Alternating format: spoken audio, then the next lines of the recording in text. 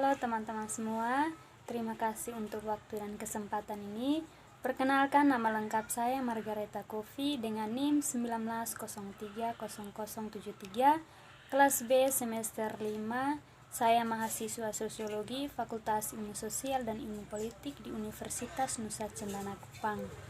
Jadi teman-teman semua, pada video kali ini saya akan membacakan hasil review buku ke-6 mata kuliah Gerakan Sosial dengan judul Masyarakat Sipil dan Negara Demokrasi di Asia Timur. Pada bagian poin pertama, membahas mengenai era baru masyarakat sipil dan demokrasi di Asia Timur menurut David Siavasi dan Simora Agrano. Asia Timur kontemporer ditandai dengan interaksi baru dan beragam antara masyarakat sipil dan negara-negara yang pantas untuk mendapat perhatian ilmiah baru. Secara khusus, hal ini berfokus pada berbagai bentuk keterikatan dan pertentangan di negara Jepang, Korea Selatan, dan Taiwan, karena ketiga negara ini mewakili demokrasi yang sepenuhnya terkonsolidasi di kawasan ini. Dampak globalisasi dan krisis keuangan pada tahun 2008 dalam beberapa tahun terakhir menyebabkan gerakan protes dan reaksi politik di seluruh dunia.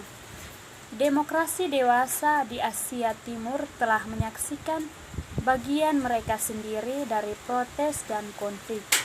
Di musim semi pada tahun 2014, bunga matahari atau gerakan yang menduduki parlemen di Taiwan selama berminggu-minggu dan mengorganisir massa demonstrasi yang memaksa pemerintah Kuomintang yang berkuasa untuk membuat konsesi mengenai perjanjian perdagangan jasa lintas selat dengan Republik Rakyat Tiongkok.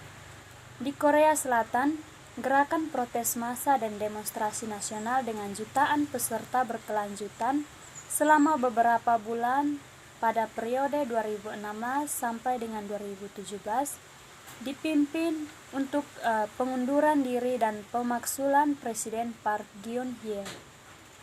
Bahkan di Jepang yang relatif tenang, bencana nuklir Fukushima dan inisiatif kebijakan keamanan saat ini, administrasi Partai Demokrat Liberal telah mengakibatkan munculnya gerakan sosial baru dan demonstrasi massa yang sangat besar tidak disaksikan dalam beberapa dekade pada tahun 2013. Poin berikut, developmental state sebagai model keberhasilan pertumbuhan tinggi dan kebangkitan global. Meskipun tidak sepenuhnya bersamaan dalam perkembangannya, 3 kasus yang telah dipelajari dalam buku ini disatukan oleh pengaturan negara mereka yang kuat. Jepang, Selatan, dan Korea serta Taiwan, mereka mewakili 3 contoh negara yang berkembang di mana pembangunan ekonomi yang serba cepat diwujudkan melalui pimpinan oleh negara perencanaan dan intervensi ekonomi makro. Faktanya, seluruh teori model negara perkembangan dan blok bangunannya seperti industri kebijakan atau developmentalisme sebagai ideologi nasional yang dominan dan didasarkan pada studi dan pertimbangan teoritis tentang ekonomi politik di ketiga negara Asia Timur pada tahun 1989. Meskipun melepaskan ikatan mereka sebagai koloni Jepang, setelah Perang Dunia II, Korea Selatan dan Taiwan berbagi dengan penguasa kolonial mereka, serta ketergantungan jalur kelembagaan dari perang total, di mana Kekaisaran Jepang memobilisasi semua sumber daya ekonomi dan masyarakatnya. Selama periode ini juga, perekonomian berada di bawah kendali negara yang ketat dan sepenuhnya diarahkan untuk mendukung perang ekspansi agresif Kekaisaran Jepang. Pertumbuhan ekonomi yang tinggi dan industrialisasi yang pesat adalah 2 hal teratas prioritas nasional para elit birokrasi, ekonomi dan politik secara keseluruhan di 3 negara tersebut. lembaga konservatif masing-masing terbukti sangat berhasil dalam mencapai tujuan ini dan dalam memimpin negara masing-masing untuk bergabung dengan jajaran ekonomi industri maju. Pada tahun terakhir, tahun 1990-an, negara ekonomi Asia Timur ini berhasil menjadi pemenang yang jelas dalam globalisasi, memodelkan diri mereka sebagai juara ekspor dan mematahkan dominasi finansial, ekonomi dan teknologi di negara barat. Jepang, Korea Selatan, dan Taiwan mewujudkan inti dari ekonomi yang berkinerja tinggi yang merupakan keajaiban Asia Timur dan pertumbuhan ekonomi serta kebijakan publik seperti yang disebut oleh Bank Dunia.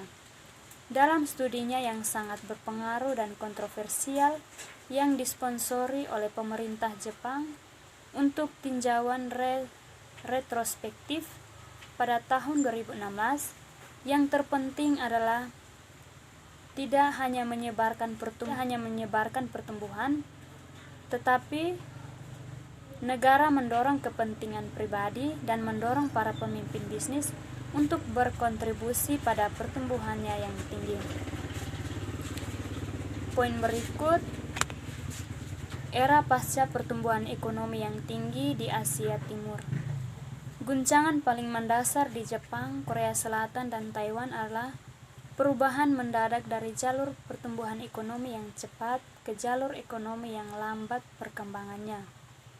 Di Asia Timur yang demokratis, Jepang adalah yang pertama menjalaninya sebagai sebuah transformasi.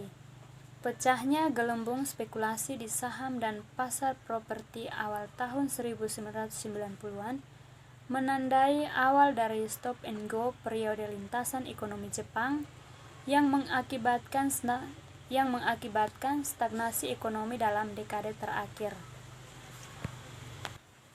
Pertumbuhan yang lebih lambat diindustrialisasi sejak krisis keuangan Asia pada tahun 1997 yang menandai titik balik dalam perkembangan mereka dan memimpin khususnya di Korea Selatan menuju deregulasi, dan tren ini semakin diperkuat setelah tahun 2007 pada masa krisis keuangan yang berdampak terbatas pada ketiga perekonomian negara dengan pengaruh keras pada industri ekspor masing-masing.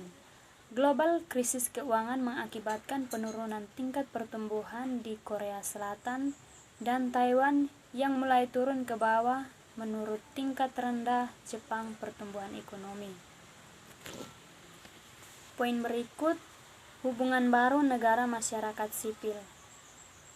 Pada bagian ini dapat memperkenalkan perspektif komparatif dalam mengidentifikasi dan membahas persamaan dan perbedaan demokrasi Asia Timur berdasarkan studi kasus yang sangat mendalam. Kontribusi dalam volume ini berfokus pada 3 bidang pekerjaan serta keterjeratan dan pertentangan antara lembaga sipil dan kontrol negara. Yang pertama, isu lingkungan, yang kedua, politik identitas, yang ketiga, neoliberalisme dan keterlibatan sosial. Poin berikut, isu-isu yang berkaitan dengan lingkungan. Seperti yang telah disebutkan, developmentalisme tinggi dan pertumbuhan ekonomi serta industrialisasi yang cepat telah menyebabkan tingkat populasi yang tinggi yang telah memicu kemarahan dan menciptakan gerakan warga yang terpenting di ketiga negara yang mengakibatkan amandemen kebijakan negara di beberapa daerah. Sebagai isu penting yang tidak bisa lagi diabaikan secara global, perubahan iklim juga telah menghidupkan kembali aktivisme sipil melawan global pemanasan di ketiga negara demokrasi di Asia Timur. Yang berikut, politik identitas. Identitas nasional adalah isu-isu kunci yang dibahas di bagian kedua dari bagian ini. Identitas nasional di Jepang, Korea Selatan, dan Taiwan memiliki hubungan yang terjalin sukses untuk membahas masalah-masalah ekonomi dan peningkatan dalam kemakmuran masyarakat. Namun dalam beberapa tahun terakhir ini, masyarakat telah dihadapkan dengan pertumbuhan ekonomi yang lamban, sementara pada saat yang sama menghadapi ancaman yang akan datang yang dicontohkan oleh kebangkitan RRC. Pada poin berikut, neoliberalisme dan inklusi sosial. Bagian ini bergulat dengan pertanyaan tentang neoliberal reformasi dan inklusi sosial di Asia Timur. Prinsip panduan pembangunan melibatkan sejumlah besar intervensi negara di pasar melalui kebijakan industri dan kepemimpinan birokrasi daripada komprehensif negara kesejahteraan. Namun dalam beberapa dekade terakhir, neoliberalisme seperti yang telah dibentuk di Inggris atau Amerika Serikat tampaknya lebih berhasil dalam menghasilkan pertumbuhan ekonomi, dengan demikian menjadi negara terkenal di Asia Timur. Pada bagian terakhir mengenai kesimpulan. Kesimpulan bagian pertama, aktivisme dan gerakan sipil menjadi lebih terorganisir dan lebih berpengaruh di negara-negara demokrasi Asia Timur. Meskipun organisasi basis dan sumber daya umumnya masih cukup terbatas, aktor masyarakat sipil telah secara sadar bekerja untuk meningkatkan pengaruh mereka dalam pembuatan kebijakan proses. Mereka telah membangun jaringan kebijakan yang besar dan proaktif dan memanfaatkannya strategi untuk mempengaruhi praktik pembuatan kebijakan. Bagian kedua, meskipun negara pusat tetap kuat di negara-negara demokrasi Asia Timur, model negara pembangunan sebagai kontrak sosial yang dominan telah melemah secara signifikan. Ketiga pemerintah tersebut masih menampilkan sentralisasi kekuasaan, di mana pemerintah nasional dan birokrasi negara mengeluarkan kebijakan dan arahan yang kemudian diterapkan di daerah tersebut.